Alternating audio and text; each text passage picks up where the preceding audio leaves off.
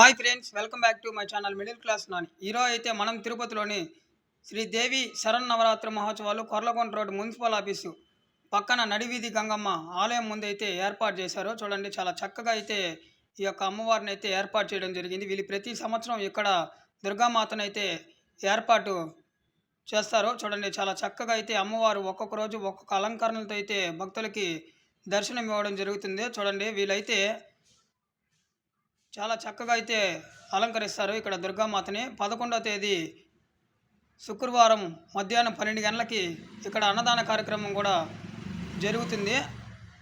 చూడండి, 12వ తేదీ వచ్చి అమ్మవారు ఊరేగింపు మహోత్సవాలు అయితే జరుగుతుంది. చూడండి, చాలా చక్కగా అయితే అమ్మవారి ప్రతిమను అయితే ఏర్పాటు చేయడం జరిగింది. ఈ అమ్మవారు 10 రోజుల పాటు పూజలు అందుకొని 11వ రోజు నిమజ్జనానికైతే బయలుదేరి వెళ్ళబోతుంది. చాలా చక్కగా అయితే అలంకరణ అయితే చేశారు.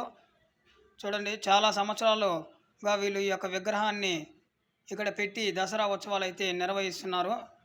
ఆలయ ధర్మకర్త చాలా చక్కగా అయితే ఈ యొక్క అమ్మవారిని తీసుకొని వచ్చి అలంకరించడం జరిగింది. మీరు కానీ తిరుపతిలో ఉంటే తప్పకుండా ఖజానా జ్యువెలరీ ఎదురుగా నడివీధి గంగమ్మ ఆలయం పక్కన ఈ యొక్క దుర్గామాత అమ్మవారి ప్రతిమని అయితే పెట్టడం జరిగింది. మీరు కానీ తిరుపతిలో ఉంటే తప్పకుండా ఈ యొక్క అమ్మవారిని దర్శనం చేసుకోండి.